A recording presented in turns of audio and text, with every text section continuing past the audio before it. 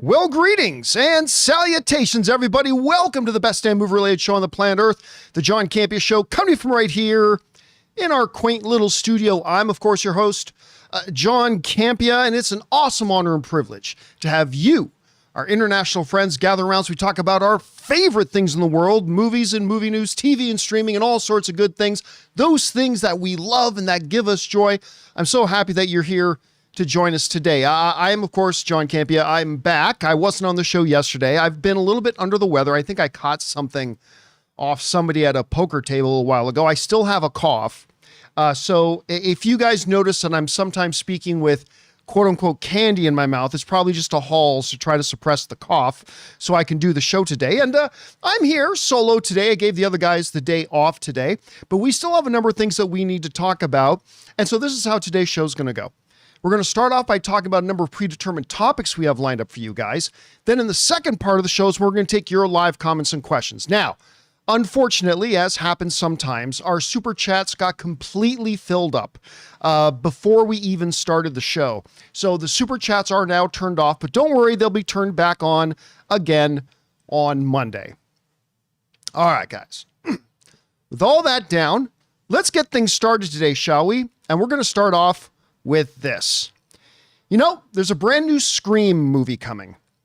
I am myself not the biggest Scream fan in the world, if I'm going to be honest with you. Like, I like the first one. The first one I enjoyed. I don't think it's as great as some people make it out to be, but I think it's quite good. I didn't like number 2, number 3, number 4, but then number 5 came along. And I liked 5. I thought 5 was pretty darn good. Pardon me. Then 6 came, and I thought 6 was a big step backwards, to be honest with you. But now comes number 7, and according to reports now, the opening weekend box office projections for Scream 7 is that it's probably going to end up being the second largest in the franchise's history as far as opening weekend box office goes. Deadline writes the following. Paramount and Spyglass Media Scream 7 came on domestic tracking with a mid 30 millions. Now, the number I've been told is 37 million. Keep that number in mind. In the mid $30 million opening store when it arrives in theaters on February 27th. If those numbers hold, it could be the second highest opening of the 30-year-old franchise stateside after Scream 6's record 44.4 million opening, that 2023 installment fueled, of course, by Jenna Ortega's Wednesday phenomenon. So what they're basically saying right now is that if we take a look at the chart and we look at what the Scream franchise has been, again, you see the first one made 6.4 million. The second one made 32.9. Third, 34.7 million on its opening weekend. Bit of a break. Fourth came out, only made 18.7. That was a reflection of the fact that they were waning in quality. And then Scream 5 came. And again, this is the one that might actually be my favorite Scream film. Scream 5 might be my favorite. Made 30 million. Then because of how good that one was, coupled with the big Wednesday phenomenon with Jenna Ortega, Scream 6 came out and made $44.4 million, which is kind of ironic because I thought it was nowhere near as good as Scream 5. But there you go. So if this one comes in at 37 million, remember we were talking about that number, 37 million. If it does come in at 37 million, that makes it the second highest one, right behind Scream 6, which, again, as somebody who's not a particular fan of this franchise, I think would be pretty impressive considering that I don't think Scream 6 was very good. Now, of course, one of the big things about this new Scream movie is that Neve Campbell is returning. That's a big deal for a lot of hardcore Scream fans, is that for some people, you know, the last one was like, how can you call it a Scream movie if it doesn't have Neve Campbell? And I'm not saying I agree with that assessment. I am not saying I agree with that assessment. But for a lot of hardcore Scream fans, that was kind of a pivotal thing. So we, of course, have her coming back now. So we're left with Scream. All right. How's Scream going to be? I don't know. I'll be honest with you. I don't know. Like, unlike one of my big issues with the Scream franchise is unlike other big horror franchises, like true horror franchises, right? You have, enduring characters, right? You have Freddy is always Freddy. Michael is always Michael. Jason is always Jason. But with Scream's kind of an artificial horror series in a way. And I know that sounds like I'm demeaning it, and I don't really mean to, but it's like, there is no ghost face. There is no ghost face. It's just every movie is a different killer or a series of killers who just go to the costume store and buy new masks and start killing people. And so because of that, it just, for me, and I'm only speaking for myself. For me, that lessens it. It lessens it quite a bit. You would think after 8 different people put on this mask to start committing serial murders, you would think some politician somewhere might go, hey, I don't know, maybe after 8 or 9 people put on these masks to kill people, maybe we shouldn't allow the sales of these masks anymore. I don't know, maybe I'm just being crazy. But yeah, so because there is no ghost face, it's hard to put Scream in that same thing. Now, again, I say all that, but I do like the first film as a deconstruction of the horror movie genre. I really like it on that level. I thought Scream 5 was a lot of fun, and hopefully Scream 7 with the return of Neve Campbell can harken back to that sort of glory. And if it can hit those opening weekend numbers, if it can hit like 35, 36, 37, be the second largest in the franchise, I think they'd be doing well for themselves. So anyway, here's hoping the movie's good. Here's hoping it has some success. Whatever you guys think about this, jump down to the comment section below and let us know your thoughts. All right, guys. With that down, let's move on to this, shall we? You know, to me, there has not been a television show as good in like the last 10 years. It's all subjective. I'm only speaking for myself. But I don't think there has been a television show nearly as good in the last 10 years as Shogun. And Shogun is one of those rare treats you get in life where you hoped and wished and asked and prayed for something, and then eventually you get it, and it met and exceeded all your expectations. For those of you who've watched me for a longer period of time, you guys know that going back to my movie blog days, whenever somebody would ask me, what is a novel adaptation you want to see made into a movie or series, I always said Shogun. I understood that in the 1980s they did a miniseries. I get that. But going back for decades, when people would ask, what's an adaptation you want to see done? Shogun, Shogun, Shogun, Shogun. So obviously, then when they announced Shogun was coming and they were doing it as a series, I got extremely happy, like extremely happy. And the show normally, like with like Lord of the Rings of Power, I was so psyched for that show. And then quite frankly, season 1 was a big letdown. Just call it like it was. It was a big letdown. So quite often in life, we get super excited for something and then it finally does come along. And it doesn't anywhere near live up to our hopes. It doesn't anywhere near live up to our excitement. It doesn't live up anywhere near to our expectations, such as Lord of the Rings of Power. Granted, Rings of Power season 2 was a significant improvement, but still season 1 was a big letdown. But Shogun came, blew us away, best show of the last 10 years. And not only that, but it literally won every award. Like it obviously won the highest honor, won the Emmy for Best Drama Series. But Hiroyuki Sanada wins Best Actor, Anna Sawai, Actress. I think it won a couple supporting actor things too. It won for writing. It just swept the board. It was amazing. It was incredible. And it was supposed to be a 1-season thing. The thing is, in today's landscape, when you get what they call a limited series, if it does stupid good, they change directions and they start planning a season 2. We've seen that happen a number of times. And sure enough, when Shogun became as popular as it was, and it won all the awards that it won, which was all of them, they decided to go back and they were going to make another season. Now, this is going to be a little bit tricky because there is no Shogun Part 2, the book. There is only the season 1 covered James Clavell's novel Shogun. They don't have season 2. They don't have a book 2. So they're bringing the original writers back to do all that. And now we've got some images of the sets. This is a little word I like to use called the tangibilization. These are shot up in Canada. They shoot Shogun up in Vancouver. And we got our first look at the entire towns and villages they're constructing for season 2, which looks just awesome. I cannot wait for this. I mean, that's one of the things about season 1 that was so striking, is that it looked so authentic. It looked so real, and it looked so grand, and it looked so rich.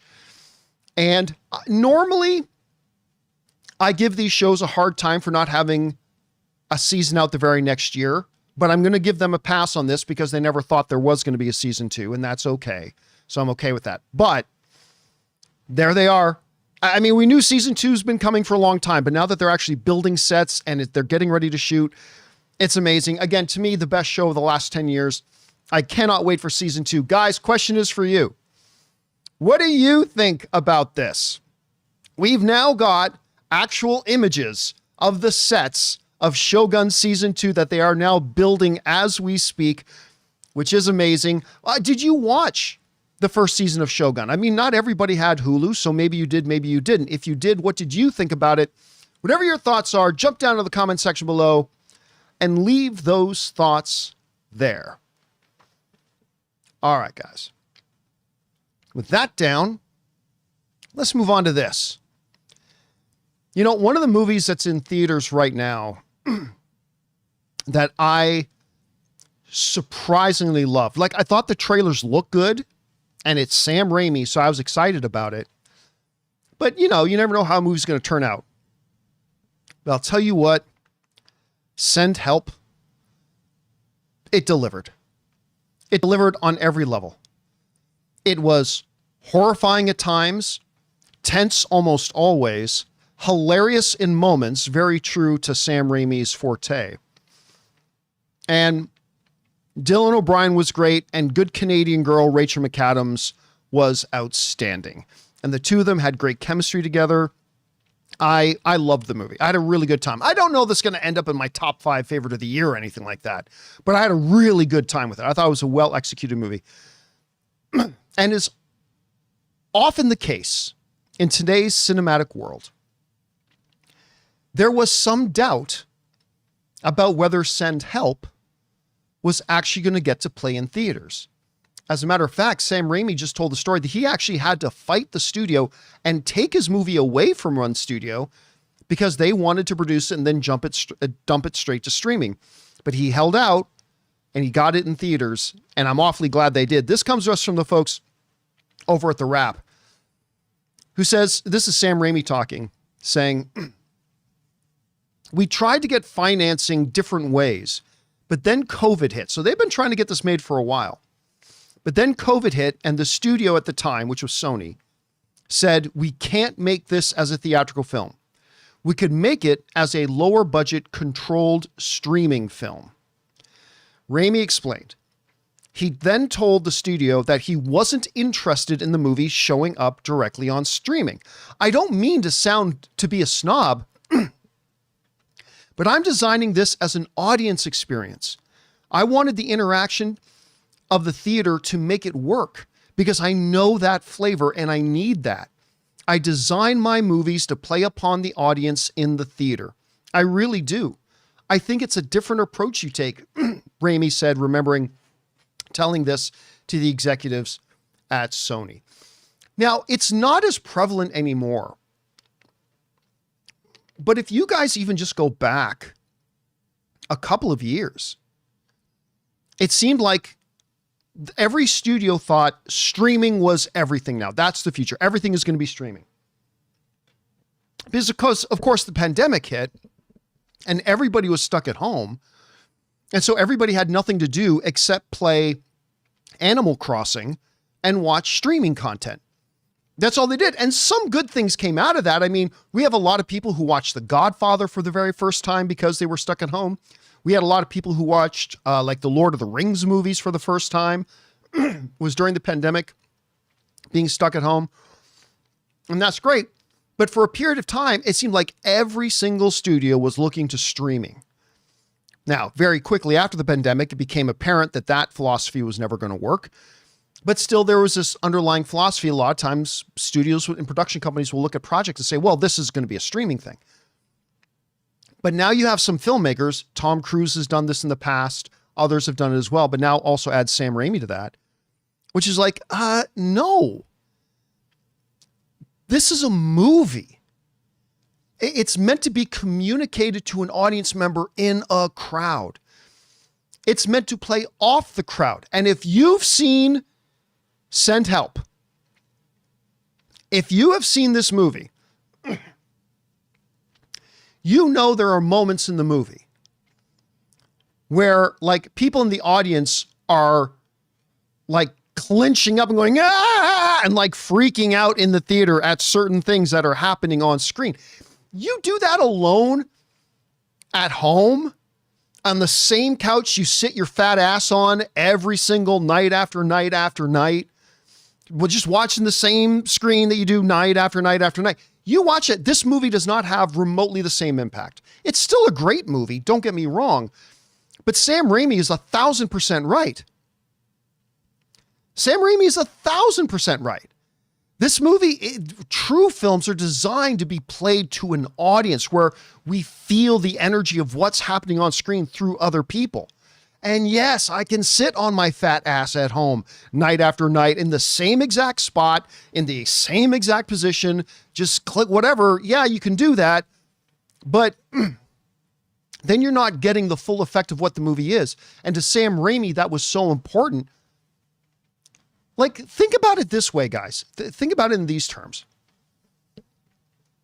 How many filmmakers or aspiring filmmakers, even some established ones who are trying to get their next project done, would have a studio say to them, okay, we're ready to make this, but just so you know, we're going to be putting it to direct to streaming. 95% of filmmakers would go, okay, cool. Just as long as I can get financing and as long as I can make my movie. But to somebody like Sam Raimi, that's not good enough. Sam Raimi's like, no. This is designed to be on a screen. This is designed to play for an audience that's surrounded by other people.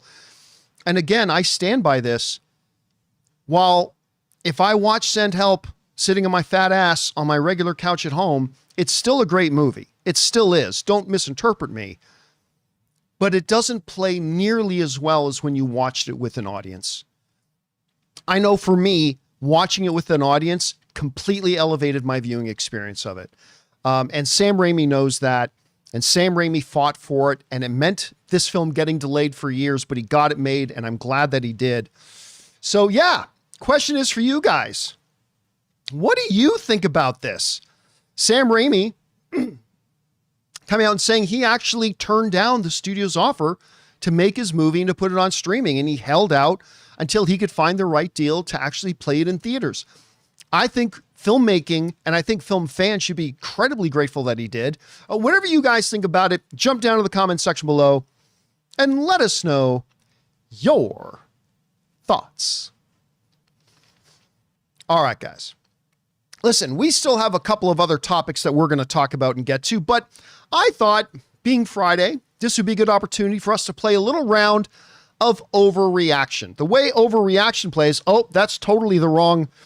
We're not playing that. I don't know why that's that. Let me change it. There we go. We're not playing What's More Likely. We're playing Overreaction. The way Overreaction works is really simple. I jumped on our YouTube channel earlier and I asked our subscribers, I said, guys, do you got any hot takes for us? Send on in a hot take and I will adjudicate whether I think your hot take is an overreaction or not. Pardon me. You guys sent a bunch in. I gathered some up. So let's get to answering those, shall we? And we're going to start off with this one. Nat Reeds writes, Spider-Man will have the biggest opening weekend. of any superhero movie this year. Spider-Man will have the biggest opening weekend of any superhero movie this year. Look, for those of you who don't know, I have a cough. So if you're just joining us late, you have to forgive me. I have to have a lozenge in my mouth and I'm trying to get through the show. Anyway, listen, there's been a lot of questions sent into the show over the past few months about the possibility that Spider-Man Brand New Day could actually end up being a bigger film than Doomsday. In asking the specific question, could it have an even bigger opening weekend? I will say Spider-Man having the biggest opening weekend over Doomsday. And of course you could include other superhero films like Supergirl and stuff like that. But let's be honest, Supergirl's not going to have the opening that Spider-Man or Avengers Doomsday is going to have. It might be just as good of a movie, who knows, but it ain't going to have the opening weekend that Spider-Man or Avengers Doomsday is. So really, you're asking the question, can Spider-Man have a bigger opening weekend than Doomsday? And I'm going to say that's an overreaction. Listen, Spider-Man's going to have a big opening weekend. It is. But it doesn't have anywhere near the hype or excitement right now that Avengers Doomsday has. And for right reasons, for good reasons. I'd say we get like 9 questions come in about Avengers Doomsday for every 1 question we got sent in about Spider-Man. Don't get me wrong. Spider-Man is going to be an incredibly popular and big opening weekend, but to think it's going to have as big of an opening weekend as Avengers Doomsday, that is a big overreaction. All right. Thanks for sending in your question, Nat Reeds. Let's get on to the next hot take, shall we? And the next hot take gets sent in to us by our viewer, Adam Dell, who writes, "A Knight of the Seven Kingdoms will be more popular than House of the Dragon." Knight of Seven Kingdoms will be more popular than House of the Dragon. I'm going to call that also an overreaction. Now listen, I have thoroughly enjoyed Knight of the Seven Kingdoms. Now, I haven't seen the newest episode because some of you may know, instead of dropping the new episode on Sunday, they're avoiding the Super Bowl and they dropped it today. So for those of you who didn't know, the new episode of Knight of the Seven Kingdoms, it's online now. And I haven't had a chance to watch it yet. I'm going to watch it a little bit later. And I got to tell you, I love it. It's great. But House of the Dragon is epic. House of the Dragon just has the types of elements in it that's going to have far more people talking far longer about it than A Knight of the Seven Kingdoms. A Knight of the Seven Kingdoms is also only like 30 minutes an episode. It's a simpler story. It's a beautiful story. I love the characters. I'm really enjoying this show. But to ever think that, a 6-episode, 30-minute season that's just really character driven and doesn't deal with pardon me, the grander elements of the world of Westeros, to think that will become more popular than something like House of the Dragon, I really don't think that's remotely realistic. So I'm going to call this one an overreaction. All right. Let's move on to the next hot take, shall we? And this next hot take gets sent in to us by our viewer, Christopher Hobgood, who writes, Toy Story 5 will be the highest grossing film of the franchise. Toy Story 5 will be the highest grossing film of the franchise. I've got to say, while I am somebody who's very much looking forward to Toy Story 5, because I've liked every single Toy Story movie. I mean, loved them all. I mean, people said they should never make 3, and they made 3, and it became the best of the series. Then they were making 4, and people said they shouldn't make 4, and it wasn't the best of the series, but it was great, and it was really good. And now some people are saying they shouldn't make 5. Well, I mean, you said that about the other Toy Stories too, and that turned out pretty great.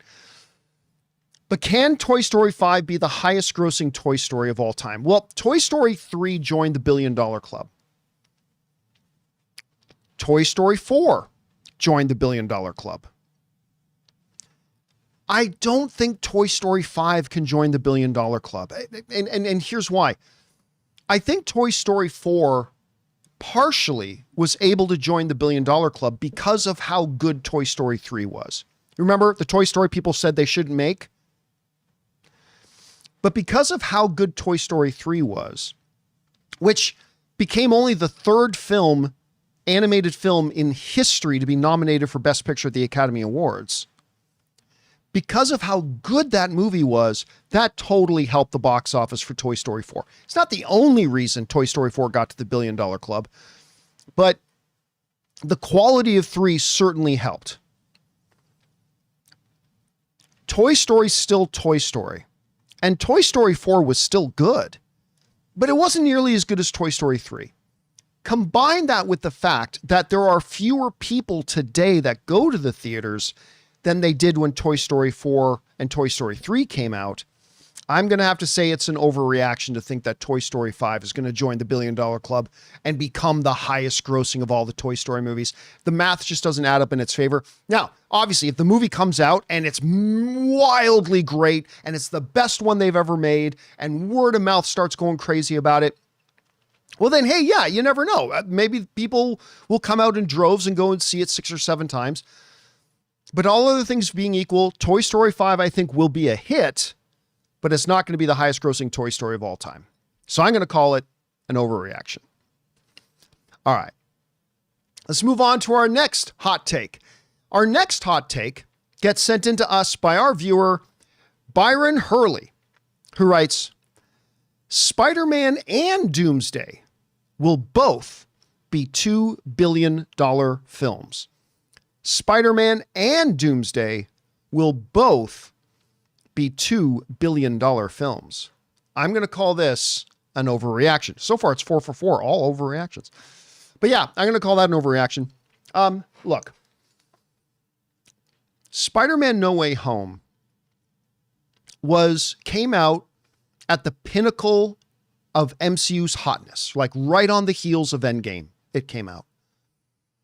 It came out as hot of a time as you could have for Marvel. It also had the big novelty of having Tobey Maguire and Andrew Garfield coming back as Spider-Man, which built a whole bunch of excitement for it and all that kind of stuff. And that movie very nearly, but did not, join the $2 billion club. It got close, but it didn't quite do it. It was a massive hit, one of the highest grossing films in history. But given that it came out when the MCU was as hot as it ever was, right on the heel of Endgame, and it had that huge novelty circus trick up its sleeve of having Toby and Andrew back, it still didn't hit $2 billion. Today, the aforementioned, we have few people going to the cinemas now. The very fact of the matter is that the MCU is not at the height of its hotness right now.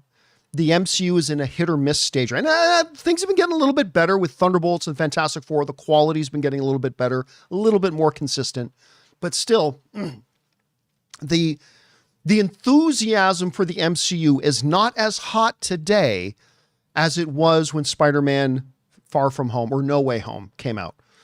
I don't think anybody disagrees with that, right? Like we all agree about that, right?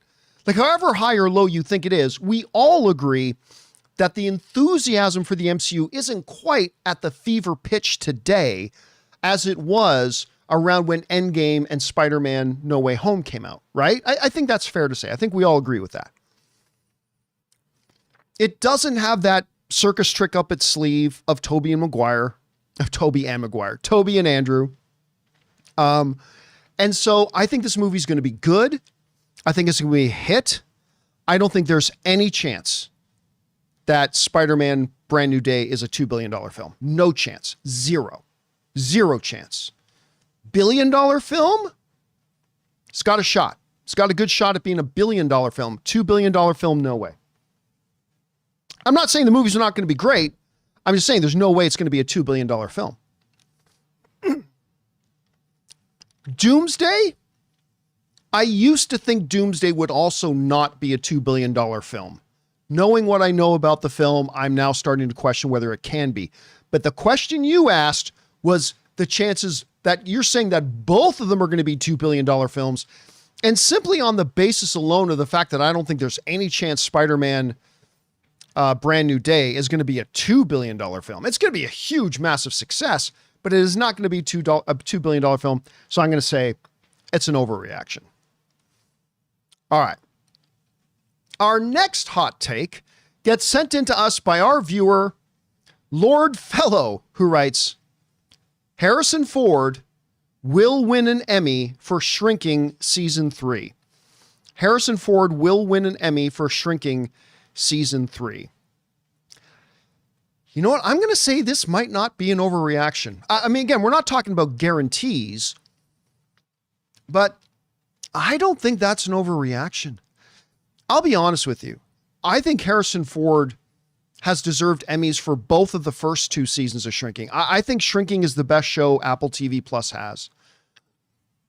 And is simply one of the most charming, warm, beautiful, absolutely hilarious shows on television. And it's due in no small part to Harrison Ford's performance in it. Again, I said this since Shrinking Season 1. Shrinking is the best we've seen Harrison Ford at in decades. I'll stand by that. I'll argue that with anybody. Harrison Ford has been at his best, a level of Harrison Ford that we have not seen literally in decades. It's like Harrison Ford just found a role that he can bring out his best, and he's amazing. And he's been kind of overlooked with his incredible performances in Shrinking. I think now that we're getting into the third season and people keep talking about it, not to mention now his character is facing even more difficult challenges in the third season. Obviously, again, it's not a lock and it's not a guarantee. But to your statement saying Harrison Ford will win will probably be best supporting actor, but will win an Emmy for Shrinking Season 3, it's not a guarantee, but yeah, man, I'm going to say that's not an overreaction. I could totally see that as a reality. All right. We got one more.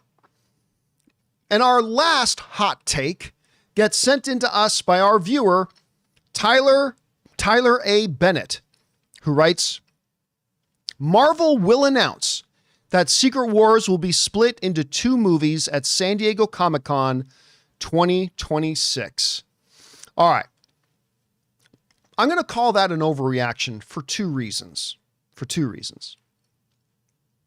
Number one, if they are splitting Secret Wars into 2 films, you're betting that announcement will be made at Comic-Con. So that's one difficulty there. It's got to meet that criteria. But then there's the bigger issue of, are they even actually going to split Secret Wars into 2 films? I mean, obviously we've heard rumors and rumblings, but there's certainly been no official word that they're even doing that. So simply because you have 2 giant question marks surrounding it, I'm going to say that Marvel announcing Secret Wars being divided into 2 films at Comic-Con, I'm going to say that's an overreaction. So let's even just for a second assume that Secret Wars is going to be split in 2, okay? And by the way, that's not a given. It's not a given. No matter what rumors you hear out there, that is not a given. But just for the sake of argument, let's say that Secret Wars is going to be split into 2 films. Do they announce that at Comic-Con this summer? Why would they? Why would they do it that early? What I think they would do is keep the lion's share of the laser focus of attention on Doomsday. Right now, they want all eyes and attention to be on Avengers Doomsday and to a slightly lesser extent, but no less important, Spider-Man Brand New Day. I don't think they want people coming out of Comic-Con talking about not what's coming out this summer and what's coming out this December, but rather what's coming out in December of 2027. I don't think they'll want to do that. I think if they are, and again, it's a huge if they are going to split Secret Wars into 2 different films, I don't think they announce it till after Doomsday. Because remember, after Doomsday is still going to be a full year away before Secret Wars Part 1 comes out, right? So while it is certainly not impossible that they could make this announcement at Comic-Con, Marvel likes to make a big splash at Comic-Con when they're there. It is certainly not impossible, but I'm going to say it is an overreaction. All right, guys. And that'll wrap up our little installment of Overreaction today. Thank you so much to everybody who sent in your hot takes. Keep your eyes, pardon me, keep your eyes open on the YouTube channel for when we put out calls for our next round of submissions. And maybe you'll see your hot take on the next installment. All right. With that down, let's move on to this, shall we? You know, I've played a lot of video games in my time. I'm not a hardcore gamer by any stretch of the imagination. I don't pretend to be. But I played a lot of video games in my life. For the longest time, my favorite video games ever were the X-Wing and TIE Fighter games, and by extension, X-Wing versus TIE Fighter. Man, I put in ungodly amounts of hours playing those games. Love them so much. Then came along World of Warcraft. And for many, many years, Warcraft was my all-time favorite game. And again, the amount of literal years worth of hours I put into playing World of Warcraft over the decades is embarrassing and unspeakable. But then, a couple of years ago, a new game became my all-time favorite game. That game was Baldur's Gate 3. As close to a true, because you know, me and my wife, Ann, we like playing Dungeons and Dragons. It is as close to a real Dungeons and Dragons session as you can get in a video game format. The characters were great. The writing was elite. The story was fantastic. The gameplay immaculate. And just overall, the best game experience I've ever had. I love this game. It's my all-time favorite. And of course, it did go on to win Game of the Year, deservingly so. But you know what I never thought, ever even remotely imagined that we would ever get? A Baldur's Gate HBO series. Never thought we'd get that. Never thought that would happen. And I certainly never thought it would happen by one of the most award-laden, Emmy award-winning, one of the best show creators in the business today. Not Ronald D. Moore, but the guy who made simply the best miniseries of all time in Chernobyl, and then took a video game franchise, Last of Us, and got both of its seasons nominated for the highest honor in all of television, Best Drama Series. Multi-time award-winning Craig Mazin, I should say, is doing a Baldur's Gate 3 sequel series for HBO. This comes to us from the folks over at Tech Radar, who wrote the following. Per Deadline, the celebrated US TV network has announced that it's making a direct follow-up to Larian Studios' multi-award-winning title, Baldur's Gate 3. Craig Mazin, one of the co-creators of HBO's The Last of Us TV adaptation, will lead development on the project. HBO will produce the series alongside Wizards of the Coast and the latter's parent company, Hasbro Entertainment, who you guys know my wife worked for a number of years. For those unfamiliar with Baldur's Gate 3, it's a role-playing game set in the world of Dungeons & Dragons and also used all the Dungeons & Dragons core rules, in which you create your own character and play through its 100-hour-plus story along with friends. Now, what's really interesting about this, and there are several elements that are really interesting. What's really interesting about this is it's not like Last of Us, which was an adaptation of the game. This is going to be a sequel. So the events of this Baldur's Gate show will pick up after the events of Baldur's Gate 3. It's not a reimagining or a adaptation of Baldur's Gate 3. It's picking up after, and I think that is fascinating. Now, let me talk for a second about this guy, Craig Mazin. If you guys have seen Chernobyl, to me, and I don't say it lightly, I do really honestly think Chernobyl is the single greatest miniseries ever put on television. I mean, I really do. And I've watched and liked a lot of miniseries in my life, obviously. But I've never had one that's made the impact with the pure writing of it as deep and as profound as Chernobyl. Then he went on to co-create the series and co-showrun and write Last of Us for the screen. And all he did was make it the first video game adaptation ever to be nominated for the top honor in the world of television. Last of Us Season 1 got nominated for Best Drama Series. Just think about that. Now, it's happened again since it happened to Fallout, and it will happen again in the future. It was the first time ever that a video game adaptation of any kind got nominated for the top award in its field, television or movies. Never happened before at that point.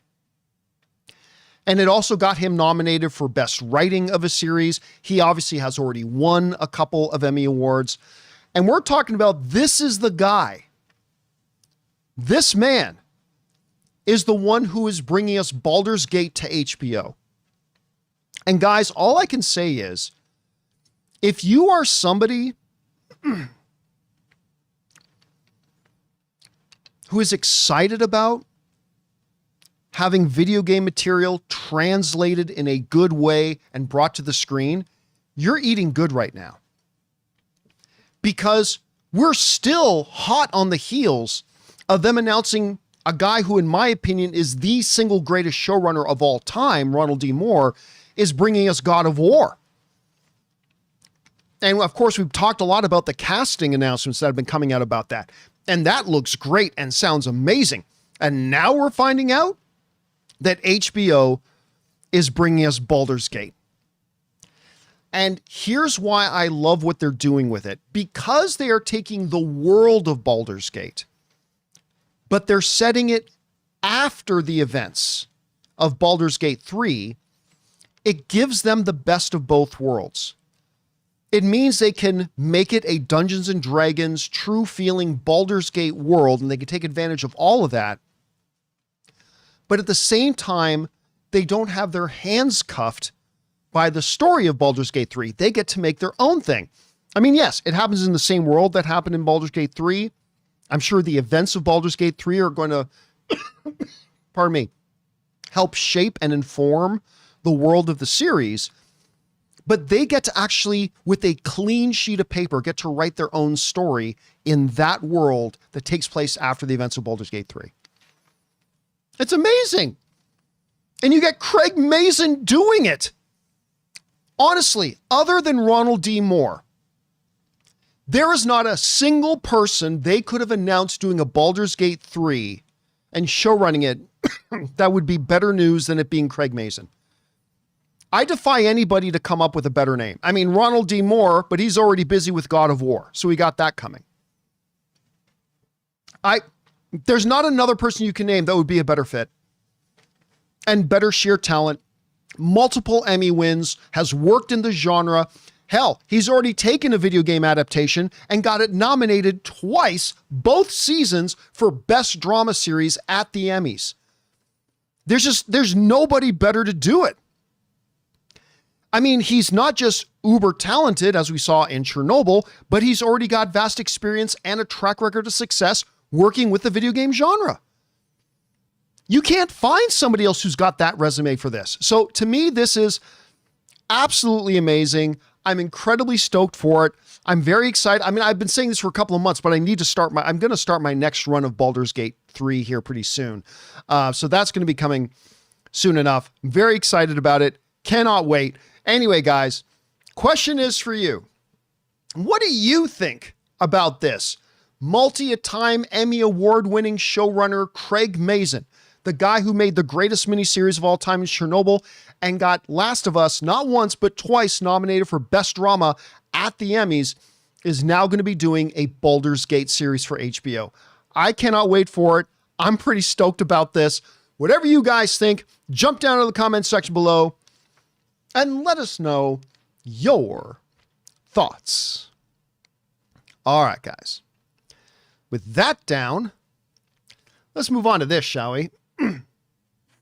Now, some of you may not know the name Cinema United.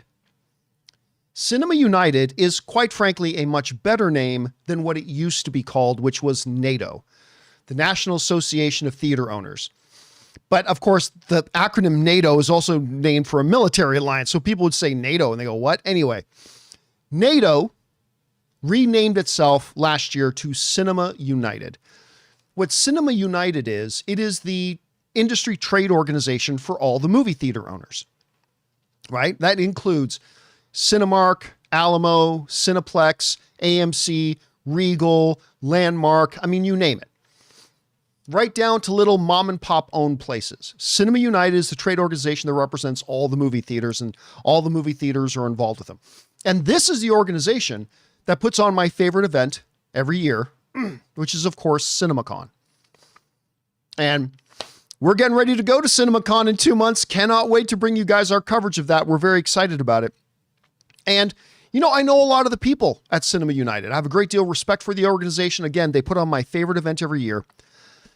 Well, with the impending apparent acquisition of Warner Brothers by Netflix, you would be right in assuming that perhaps movie theater owners might have something to say about the potential of one of the most historic and biggest and most important movie theater or movie studios in history getting acquired by another company. You would think that maybe, of course, that movie theater owners and the movie theater organization, Cinema United, might have something to say. And boy, do they ever. This comes to us from Deadline, saying theater owners, as represented by Cinema United, call the pending Netflix Warner Brothers merger catastrophic in a statement to Senate lawmakers. This is what Deadline wrote. Cinema United, the trade organization for exhibition, that's the movie theaters. Oh, sorry, I got my thing has gotten stuck here. I can't scroll it up for you guys. Give me one moment to see if I can fix this. No, I can't get it fixed. Give me a moment here. There we go. Got it fixed. Okay. Cinema United, the trade organization for exhibition, has made public its remarks about the pending Netflix Warner Brothers merger to the Senate Antitrust Subcommittee, saying, if Netflix succeeds in acquiring Warner Brothers, the results will be economically and culturally catastrophic. Fewer theaters, shorter windows, less revenue, fewer jobs across the national and global entertainment industry, and fewer movies for consumers to see in theaters. Cinema United, previously known as the National Association of Theater Owners, submitted a 6-page written testimony to the Senate Judiciary Subcommittee on Antitrust, Competition, Policy, and Consumer Rights on Tuesday. While Netflix co-CEO Ted Sarandos told lawmakers on the record that the streamer is about a 45-day exclusive theatrical window for movies, many rival studio sources have questioned the streaming boss's intent. If Sarandos is thinking a 45-day window for streaming, that's still a rather destructive to the business. When distributors talk about a 45-day window, they mean 45 days until PVOD or sell through digital, a window that precedes streaming windows. Streaming windows generally are around 90 to 100 days or more after a movie bows in cinemas. There, of course, theatrically speaking today, that is not remotely true. It is very, very, very, very, very rare that a movie today, any movie today from any studio, stays in theaters for 90 days. It doesn't happen. It's extremely, extremely rare. So look, here's my thought on this. And you have to remember that I am a person, this guy sitting here, this Yahoo nobody sitting here talking to you from his converted garage. A number of months ago, when it first came up that Netflix might be looking at picking up Warner Brothers, I said on this show, that would be the most cataclysmic, worst case scenario. It would be the worst case scenario imaginable if Netflix were to get Warner Brothers. That is what I said, in my opinion, on this show. However, rational human beings reevaluate their opinions when new information becomes available.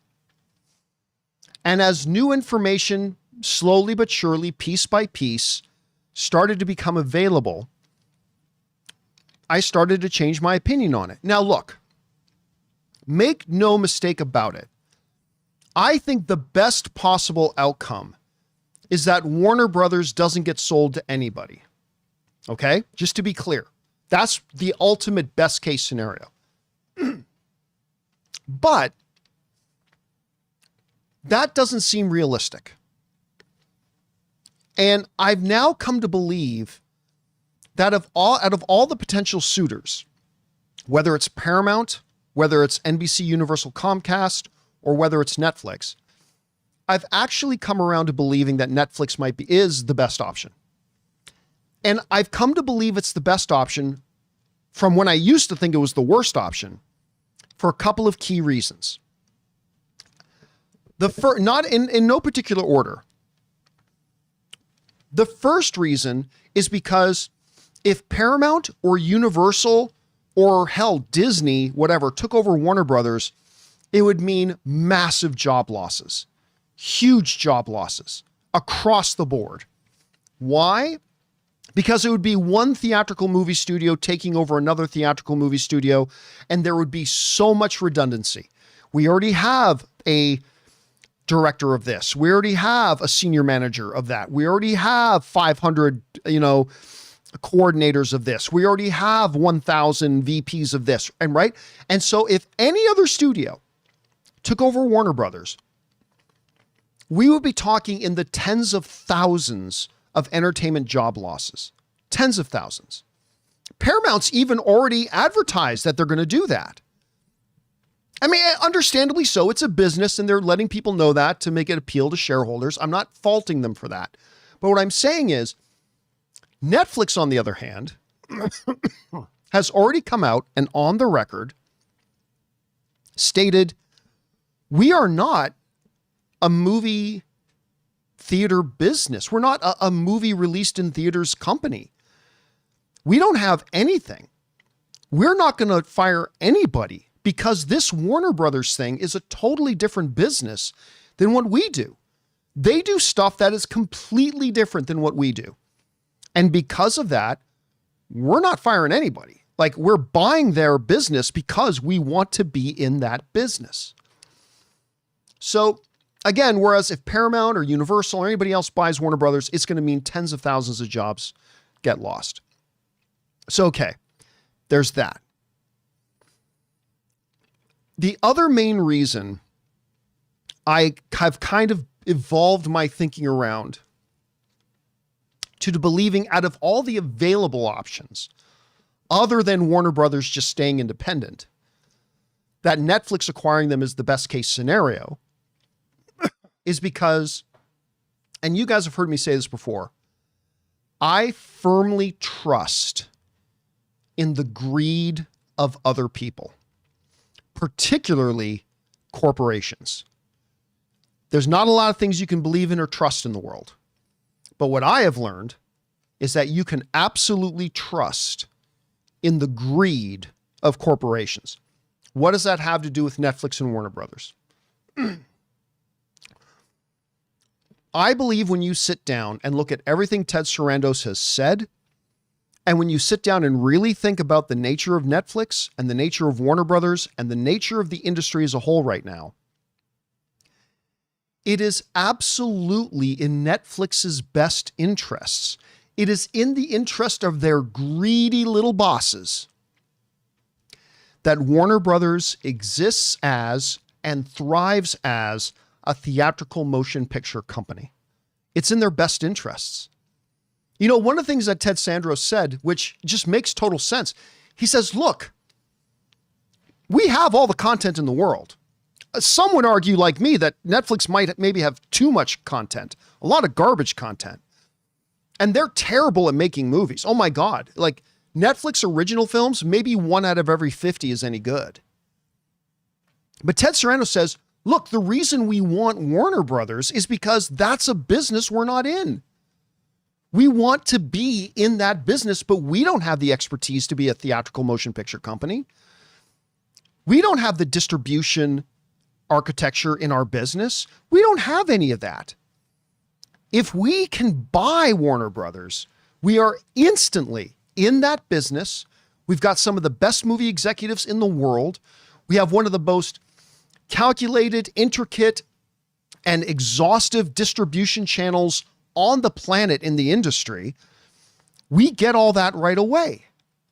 We believe we can make money with Warner, like we can't make money with Netflix movies in theaters because we suck, but we can make money with Netflix movies or with Warner Brothers movies in theaters with their theatrical windows, because that's how we're going to make our money. And then when we do launch those on HBO or Netflix, we're going to have more success. And he's right. See, here's the thing. A lot of people say, I've seen a lot of people see this, and I'm hearing it from the folks over at Cinema United as well, which is, well, we don't know that we think Ted Sarandos is lying about keeping a 45-day window. But why? It would literally not be in his best interests not to keep a 45-day window. They're not spending 70-something billion dollars just to get 12 more movies a year. That you don't spend 70+ billion dollars just so you can get 12 more movies a year when you already put out like 100 movies a year on your streaming network. You only spend 70-something billion dollars if you truly want to acquire a different business model. So Netflix will always be Netflix. Netflix is always going to do its thing. But by acquiring Warner Brothers, you get to be in an entirely different industry and create a whole new potential profit revenue. And it simply doesn't make any sense for Netflix or Ted Sarandos, who I am not the biggest fan of in the world. You guys who have watched my show for any period of time, you know that. But it would simply make no sense for Ted Sarandos and Netflix to pay $70+ billion to what? If it's not to buy into a new industry, what's their motivation? You guys tell me in the live chat. What's the motivation? You know, I've heard some people say, oh, John, they want the catalog. They could buy the catalog for a lot less money. They could literally license the catalog for more than any other suitor does for 1/10 of the price that it's going to cost them to buy Warner Brothers. What you're saying makes no financial sense. It's like saying, why did John spend $8 million buying that corner store? Well, because they have John's favorite bubble gum. Couldn't have John just spent then like $5,000 to buy out their bubble gum instead of $10 million? That's the thing. If all they wanted, now, is the catalog a nice little piece of the treasure? Absolutely. It absolutely is. But if all they really want is the catalog, they could literally get the rights to all the individual items in the catalog that they actually want for 1/10 of the price. I mean, that which would be like over $7 billion still. Again, listen, I am not sitting here saying I believe in the angel heart and the honesty and I shall not tell a lie of Ted Sarandos. Not in the least. I think he's a greasy weasel like all of them are. But Make me an argument that shows me it's in his best interest to not do exactly what he says he's going to do. Make me an argument that shows me it is not in his best interest to actually do what he is saying he wants to do. Why would they put up close to $80 billion if they just want to get what? 8 to 10 extra movies a year on a platform that already puts out like 100 of them? To get a catalog that he could literally just get, like, forget the garbage pieces of the catalog, just get the items in the catalog that he wants for 1/10 of the price? Show me a valid reason to believe, to not trust. Give me a valid reason not to trust in Ted Sarandos' greed. I trust in greed, man. Not for myself, but I trust in greed of other people. And I totally trust in Ted Sarandos' greed. Totally trust in Ted Sarandos' greed. And everything that he has said so far completely lines up with what is in his own greedy best interests. So look, again, I completely want Warner Brothers to still be its own thing. I don't want anybody to buy them. All right. Period. End of sentence. But seeing as it's an inevitability, the Netflix offer seems like the best deal on the table. And the very fact that they're not even going to run HBO and they're not even going to run Warner Brothers, they are keeping the executives in place to continue to run that company. It's the next best thing. Other than Warner Brothers staying completely separate, the next best thing is Netflix getting them. Because again, Paramount takes them over, going to eliminate tens of thousands of jobs. And by the way, I don't trust that the Ellisons know how to run a movie studio yet. They haven't even shown us they can run Paramount yet. Sorry guys, call me a pessimist. Call me a pessimist, but I tend to believe in corporate executives' greed. And corporate executives' greed says that the best thing for Ted Sarandos and Netflix is to do exactly what they say they want to do with Warner Brothers. That's what the greedy thing is. And so I trust it. I just do. I'd still rather Warner Brothers not get bought by anybody. Anyway, guys, question is for you. What do you think about this? The good folks over at Cinema United understandably are very concerned about Warner Brothers getting purchased, and they're saying it's going to be catastrophic. I'm not sure I agree with them.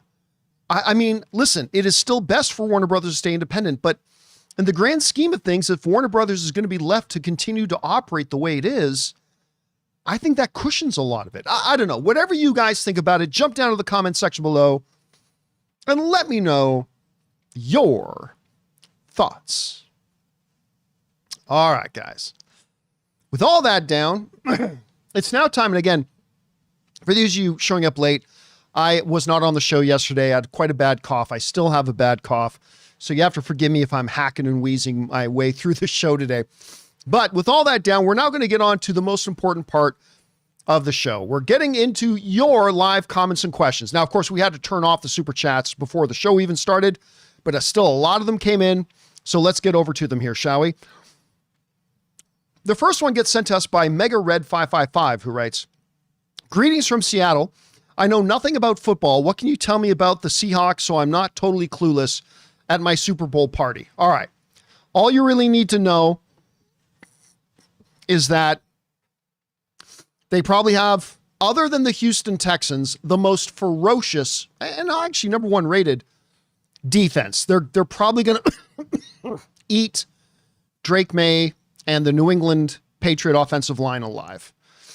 Also, if you want to sound like you know what you're talking about, Sam Darnold, a guy who is now on his 5th NFL team, a guy who, after leading the Minnesota Vikings to an incredible record last year, got discarded and got picked up by Seattle and has now led them to the Super Bowl.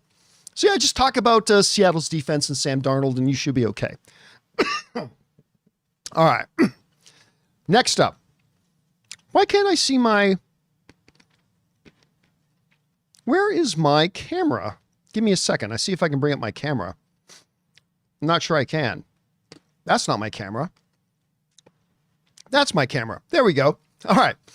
Next up, Vicus writes, if there was no MCU and all Marvel characters, pardon me, guys, were under one company, what would your choice of core Avengers that you begin the standalone films of?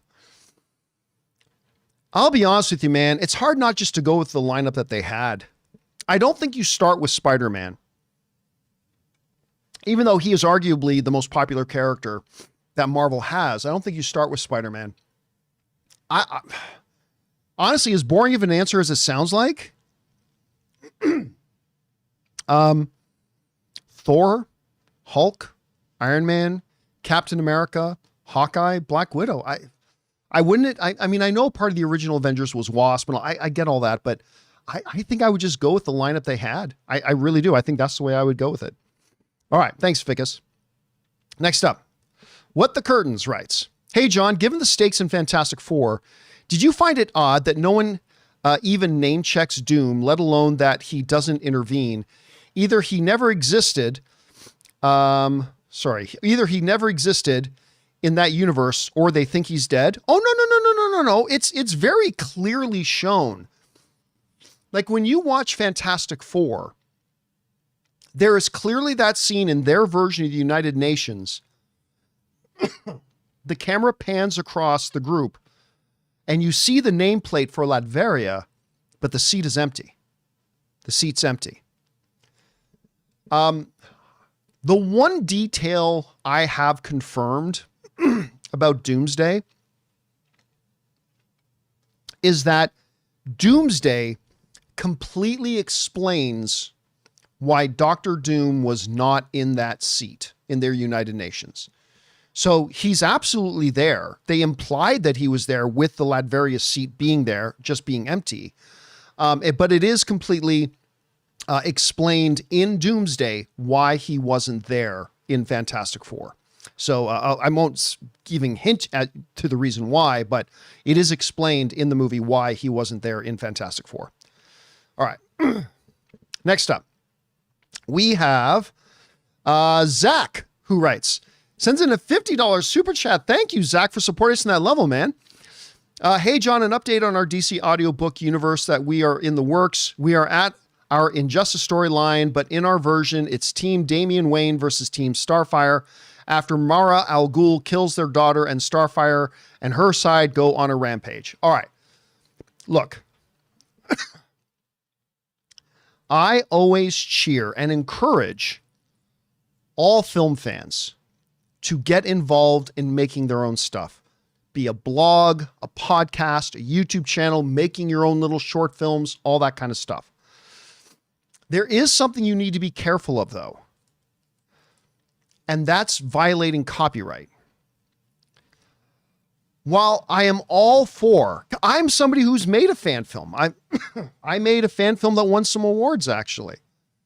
So I'm all for fan films. But if you really want to make something that could maybe lead to something else, don't do fan film content. I mean, our own Robert, pardon me, our own Robert Meyer Burnett got into a lot of hot water. I'm just going to give you the really quick little Coles notes on it. But, you know, Rob Burnett for years worked on this Star Trek fan series. And they ended up getting sued by Paramount. And all those years of effort and all that work ultimately ended up being for nothing.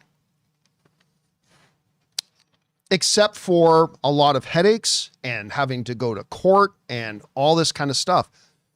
So I would just normally encourage, and listen, believe me, I'm not trying to discourage you. I'm really not. But as kind of a cautionary thing to people listening to this and think about doing their own thing, if you're willing to put in the work and effort to put together like an audio drama, broadcast series, all that kind of stuff, maybe do it with something that isn't going to run the risk of you being in blatant copyright violation. that maybe doesn't put you in the potential of harm's way of having just somebody come along. Like, what happens if you put 3 years into making this and then DC comes along and says, oh, you're not allowed to release this or pull this thing down right now. That's our copyright. You're violating us. So you pull it down right now. We're going to sue you out of existence.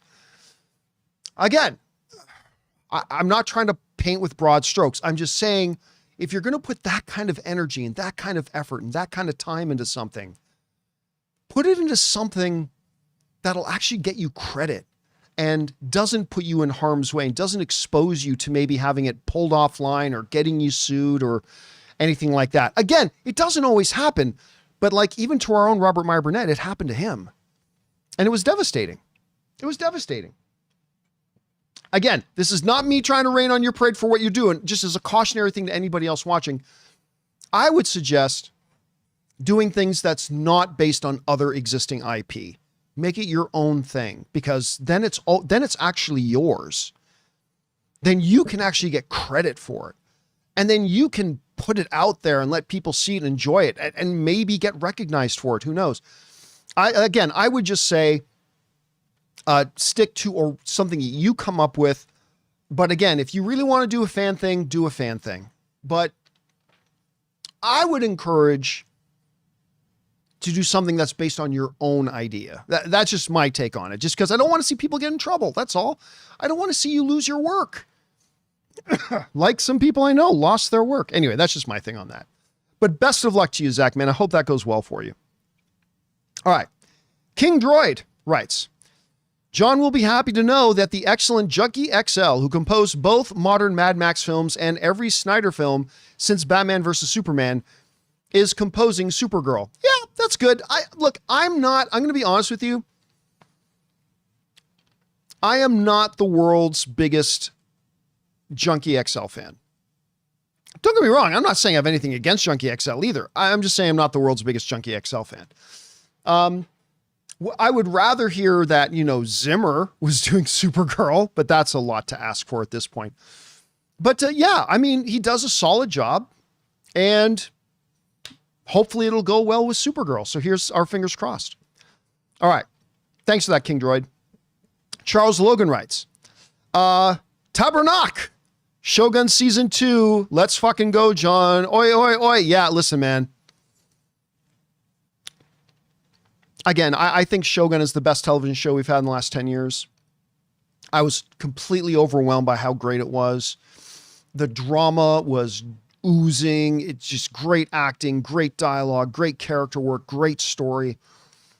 I loved it. Maybe season 2 sucks. But I'm going to hold out hope. That's going to be great. And I cannot wait. I'm so glad it's getting close to shooting. All right. Jake writes, hey, John, love the show. Thank you so much. How should a young filmmaker like myself approach networking with small studios and exhibitors at CinemaCon? And are there opportunities to meet you and your team at the con? Not really.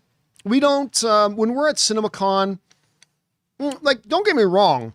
If you see us at CinemaCon, or if you just happen to be in Vegas, by all means, come on up and say hi. 100%. I'm not saying don't do that. But when we're at CinemaCon, we're working. And so we really don't have time to set up a meet and greet kind of situation. So we won't be doing any organized opportunities to meet us at CinemaCon. But again, if you see us, by all means, come up and say hi. You also got to understand that CinemaCon is not meant as a networking event. It's a movie theater exhibitors conference to talk about popcorn and projectors and seats and ticketing apps and all that kind of stuff. And for the studios to pitch their movies to the movie theaters, which is the main reason why we go. So we get to see all the movies coming out this year, get given these big presentations, and it's fantastic. So there's not really come and meet the studio. There's not really anything like that. The best chance I would say is, if you have a $1,500 ticket, because that's how much it costs to go to CinemaCon, that doesn't even count your travel or your food or your hotel or anything.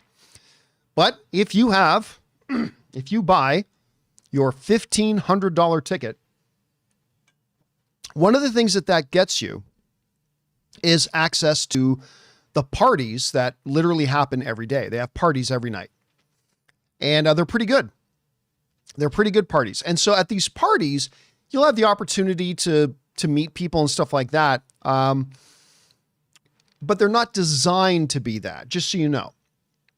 So don't go to CinemaCon thinking there's going to be all these opportunities and all the studios are going to have booths set up.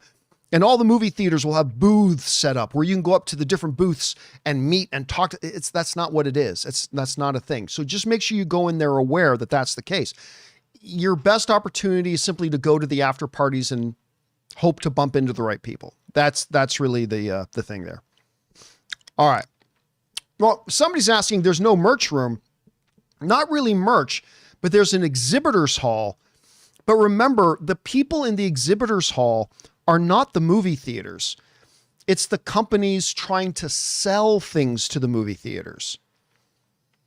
Their exhibition hall, their merch booths, if you will, are companies that make theater seats, are companies that make freezers for your movie theater kitchen, are companies that sell a new type of popcorn maker, are companies that sell projectors, are companies that sell new ticketing apps, are companies that sell carpeting specifically for movie theaters.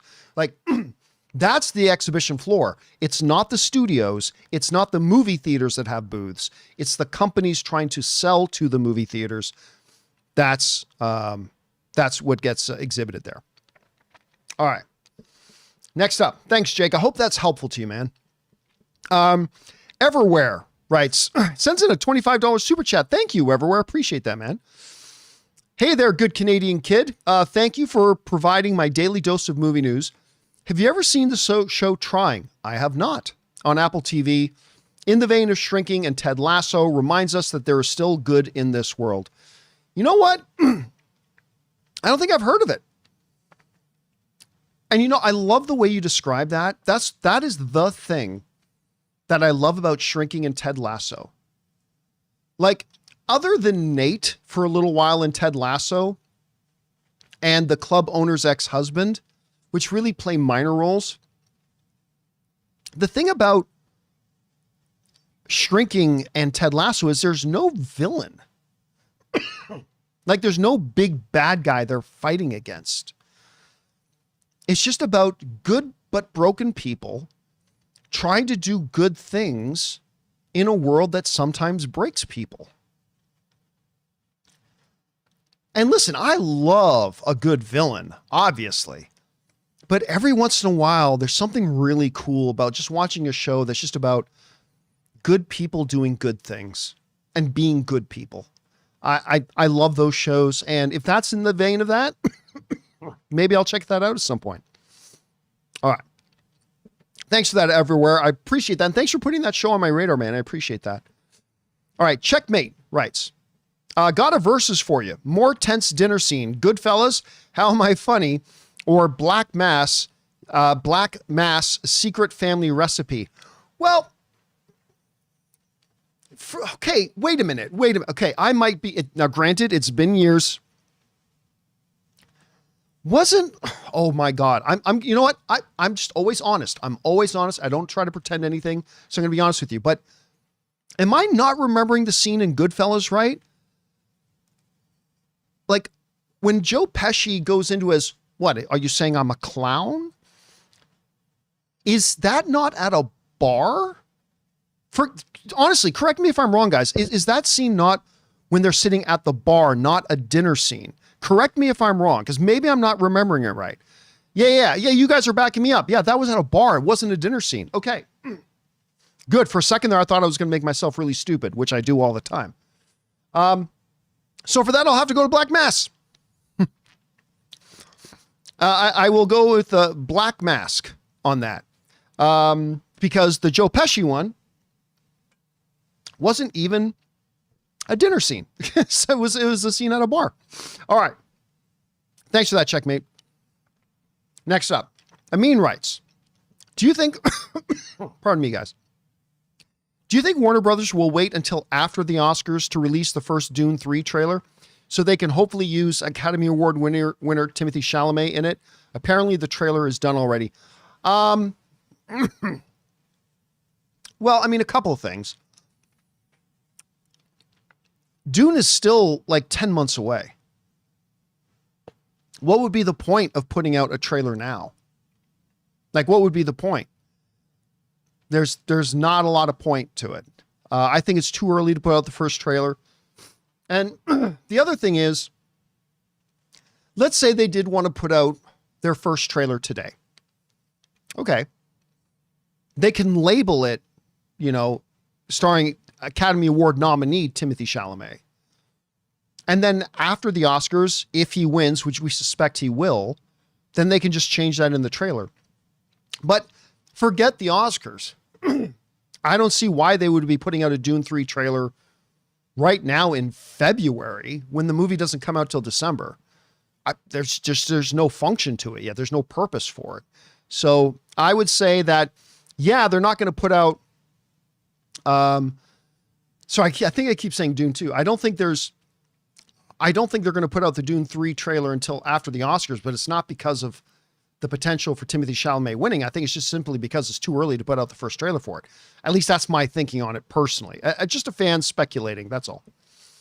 All right. Thanks, Amin. Next up, Big Dog Bruce writes, "Hey, John, the Michael trailer played at a movie I saw yesterday, and man, were people losing their minds. A man was crying, a grown man. This movie is going to make $1 billion plus. Oh, I have no doubt of that." Well, I do believe Michael is going to be $1 billion film. I wouldn't say it's a locked guarantee, but I do believe it. You know, I've been saying for a while, I think it's going to be the highest grossing. If Bohemian Rhapsody can make well over $900 million, I absolutely believe Michael is going to make over $1 billion. Now, yeah, it might not, but yeah, if I had to put $5 on it, I am absolutely putting $5 on Michael making over $1 billion. I just don't see how it doesn't.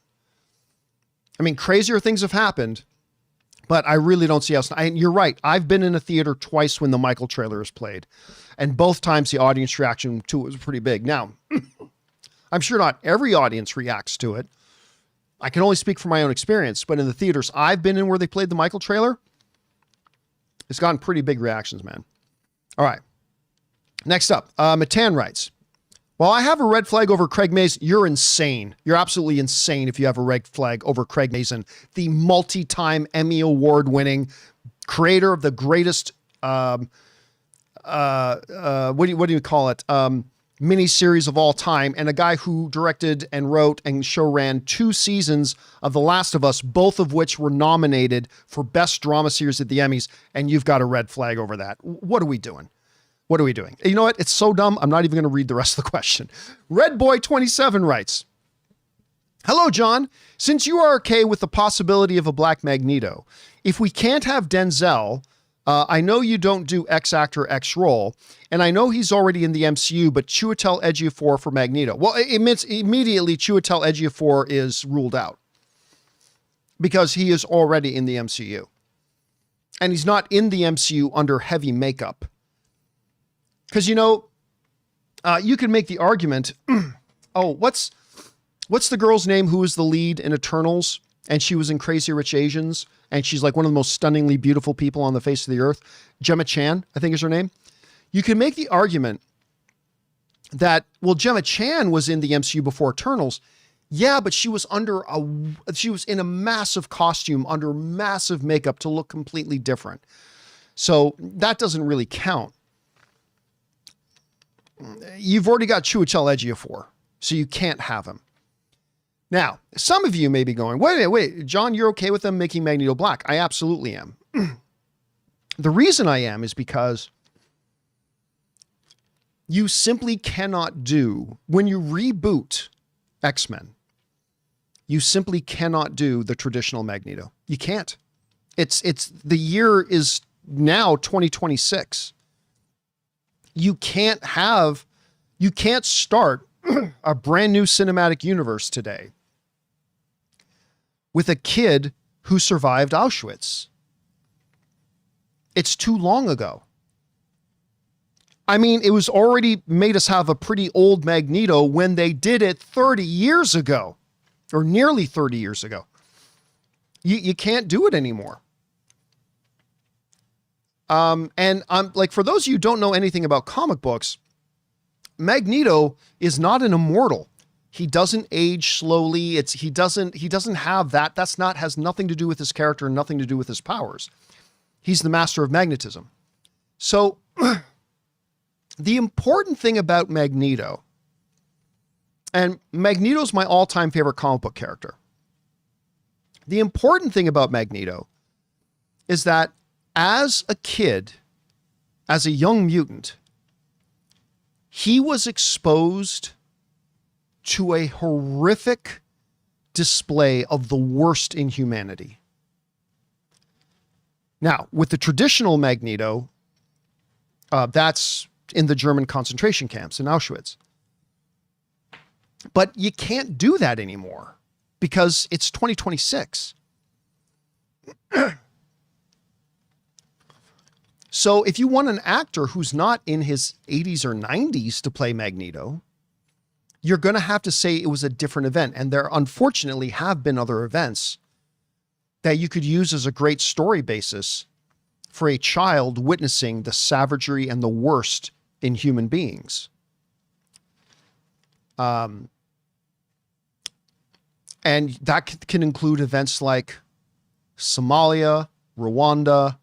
The Rwandan genocide would be a really good one. Anyway, so because it's vital to the character of Magneto that he has been somebody that from childhood was exposed to how savage and barbaric the human race can be, that he grows up with a belief and a philosophy of Homo superior being better than humanity and needing to dominate humanity, then you can give him that sort of a background. And if you give him background of like the Rwandan genocide, well, then it would make sense that the character is black. Other than that, there is nothing in the character of Magneto. Again, my all-time favorite comic book character. There's nothing about the character that says he needs to be white or black or Asian or anything.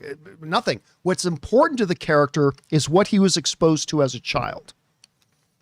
So, yeah, if depending on what the new writers say was his experience as a child, that will then dictate what ethnicity the new Magneto will be. And if you pick something like the Rwandan genocide, then it would make sense that he's black. Maybe you pick something else, maybe one of the Middle Eastern or the Middle European conflicts. Maybe that changes, and then you make him a white character. I mean, I don't know. But yeah, so I'm totally okay with them making him any race, as long as it lines up and coincides with whatever that tragic moment is in his background that turns his heart for life against humanity. As long as you do that, I'm perfectly okay as somebody who Magneto is his all-time favorite comic book character. I'm totally good with it. Because it's story above all. Not color of their eyes, not length of their hair, not poofiness of their capes, or the color of their skin. Story matters above all. And if you make it consistent with whatever your story is going to be, then I'm okay with it. Or make it a different way. I'm totally good with that too. But it can't be Chiwetel Ejiofor. It can't be him. Unfortunately, because he's great. All right.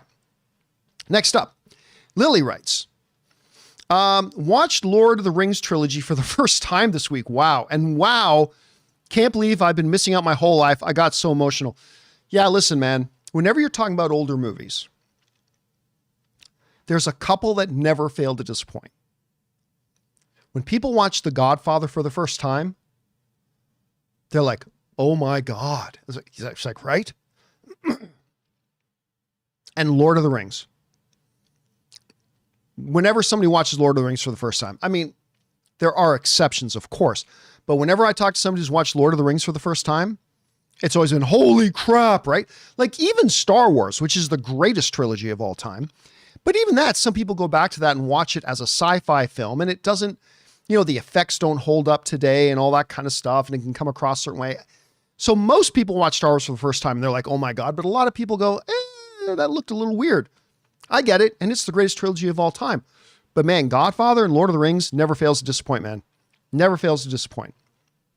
Glad you had a chance to watch it. All right.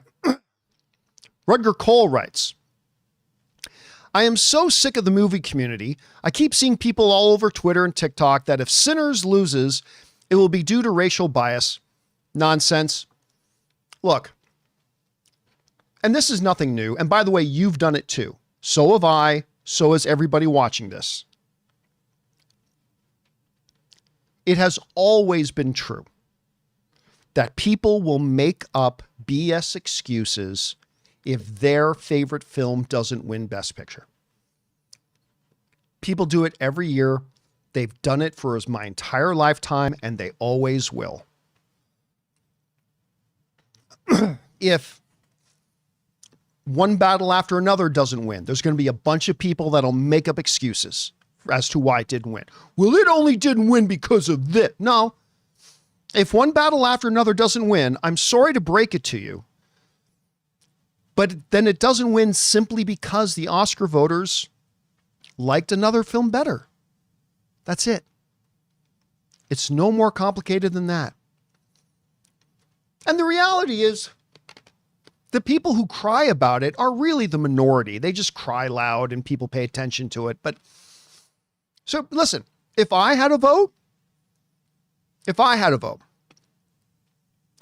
I don't, but if I did have a vote for the Oscars, my vote for Best Picture would be Sinners. But it would be close. It would be close. One Battle After Another was phenomenal. It really was. I have zero issue with anybody else picking One Battle After Another over it. Again, I would vote for Sinners, but it would be close, man. Like, I thought Sinners and One Battle After Another were both phenomenal. They were both phenomenal. So if Sinners loses, I hate to break it to all of you, and I'm saying this as somebody who I myself would vote for Sinners. All right.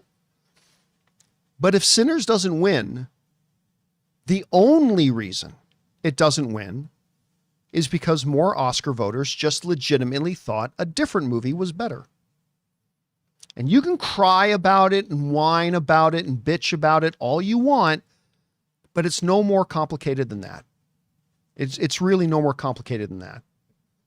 I mean, you got a bunch of those knuckle dragging, cousin humping losers out there who are out there saying, well, the only reason Sinners even got nominated was because of woke. Fucking losers. I mean, but whatever. Like, you're going to get that type of troglodyte wherever you go, as they sniff their own underwear and try to climb on their cousin sister in the middle of the night. Anyway. So, yeah, I hate to break it to you. If Sinners doesn't win, it's simply because the 9,000 voting members of the Academy, more of them just honestly liked another film more. That's it. There's no hidden agenda. There's no excuses for you to make up. It's just that simple. And I say that as somebody who I myself would vote for Sinners. But I'm sorry, there's some other really damn good movies this year that other people might like more, and you just have to live with that. All right. Next up. We've got Martian, who writes, hey, John, what are your thoughts on Bone Temple? My thoughts are I haven't seen it. Because I was away when it came out opening weekend. I just never got a chance to get around to seeing it, but I hear it's fantastic. All right. Mark Sip writes, are there any TV series you thought had a really bad first episode? Spartacus. Are there any TV series you thought had a really bad first episode that went on to be great shows? Mine are Deadwood and Spartacus. Yeah, you mentioned Spartacus. Yeah, Spartacus was, listen, until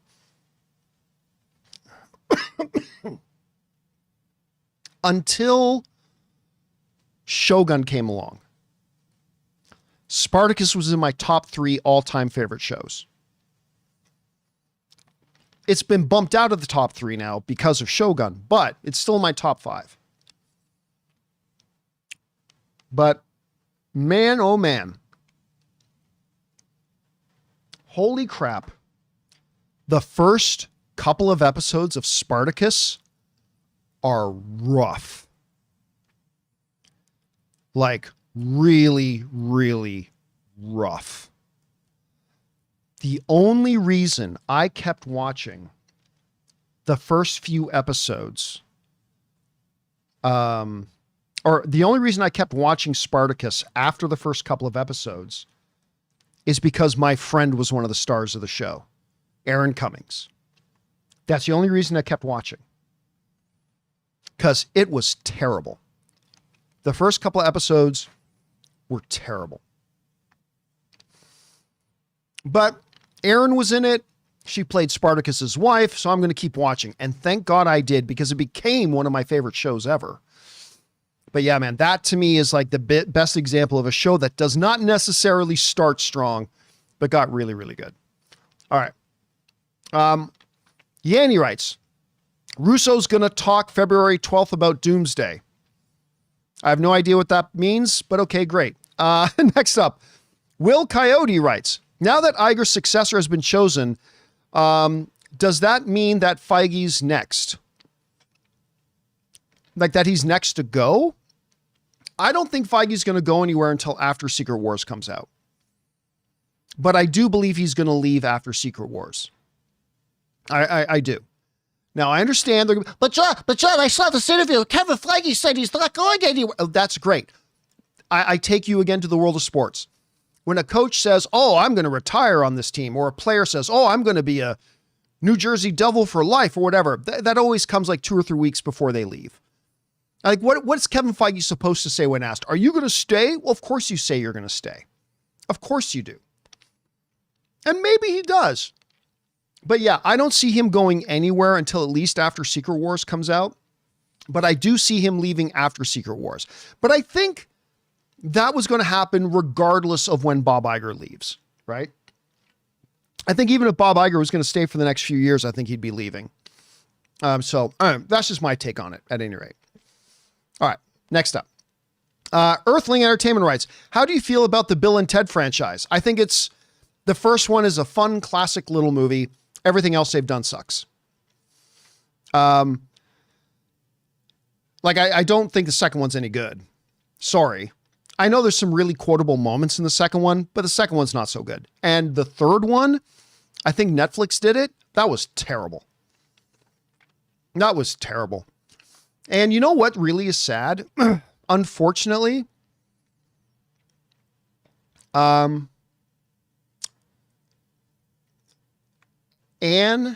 I think I've told the story before. Anne and myself and our friend Ryan, and I think Ray was there too. We were sitting in our living room watching the new Bill and Ted movie, when all of a sudden our phones started blowing up. Like all these notifications start going off. And the news that Chadwick Boseman had died broke. Now, obviously, that casts kind of a grim shadow over our memory of the new Bill and Ted. But before the notification started blowing up my phone, I was already thinking, man, this is rough. This new Bill and Ted thing is rough. And it was rough. And it made no sense. So yeah, I cherish the original as much as anybody. But overall, as a series, I don't actually think the Bill and Ted series as a whole was very good, even though the first one was obviously classic. That's just my take on it. All right, next up. We got Vicus, who writes, knowing about Doomsday, were Russo brothers right about those teasers being clues, or was it just them baiting fans? Thanks and cheers. You know what? There's two things about the Russos. One is, you remember a while ago, they put out that black and white photo of that room and they said there are clues in the picture. Okay. I now know everything that happens in Doomsday. And I still don't know what he's talking about. I do not know what they were talking about. I've gone back and looked at that picture now, and I have no idea what they're talking about. Then those new trailers came out, and the Russo brothers came out and says, they're not trailers, they're clues. No, they're trailers. They're trailers. They are trailers. but they said they're clues. I have no idea what they're talking about. Those 4 little trailers that came out, the Captain America one, the Thor one, the Wakandan with Fantastic Four one, and the X-Men one. They're no more clues than any trailer is clues. Like every trailer shows you things that are in the movie. If that's what they mean, great. But I have no idea what they were talking about with that image. And I have no idea what they're talking about with saying, oh, they're not trailers. They're more clues. No, Joe. No, Anthony. They're trailers. All trailers contain clues, sure. But yeah, so I honestly, I had no, and I say as somebody who knows everything that happens in the movie, I have no idea what they're talking about. I really don't. All right. Next up, Vickis again writes, Marvel's Spider-Man, S.M. Miles Morales, and Spider-Man 2 are all really well-written cinematic video games. Have you seen or played them? If so, thoughts? I've played the first one. You're talking about like the PlayStation one, right? Played the first one, never finished it, but I played it a bunch. I thought it was great. But I have not done the other 2. So I really can't comment on the other 2, but I did think the first one was really great. I still have it. Every time I turn on my PlayStation, I think about playing it again, but I really, really sucked at it. So I just got tired of it and just threw my controller down. Like I'm really bad at it. Really, really, really bad at it.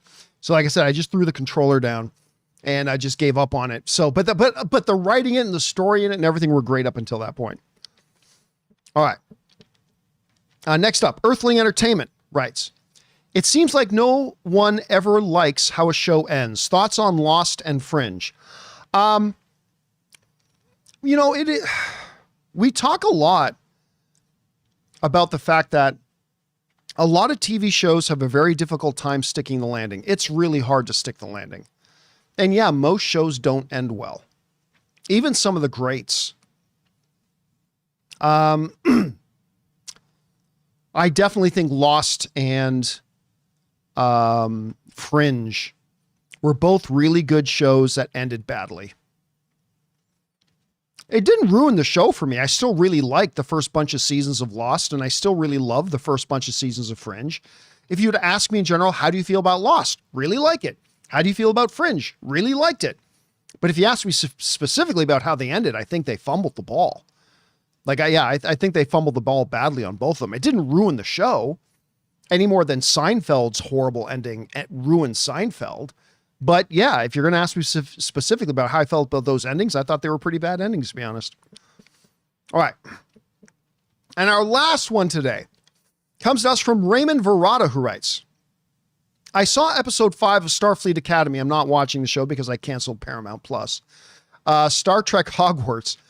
And it's a love letter to Deep Space Nine. I got emotional over the return of one of the cast. Well, I can't watch the show because I don't have Paramount Plus. I opted to cancel Paramount Plus. So I have not been able to watch any of the new Starfleet Academy. I'm not saying anything bad about Starfleet Academy. I haven't watched it to say anything bad about it. Maybe it's great. I don't know.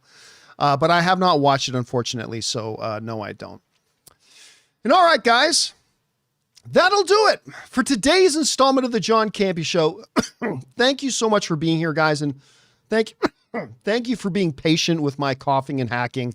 I almost didn't do the show today, but I thought I could get through the show doing it. So thank you for your patience and indulgence as I was coughing and hacking through the show. I really do appreciate it.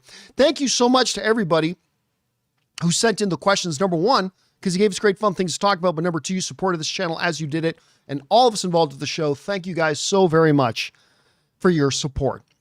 Guys, don't forget to come on back and join us again on Monday. We'll have the full crew back in here, and we hope you will be too. That'll do it for us for now, guys. Thanks a lot for being here. And until next time, my friends, bye-bye.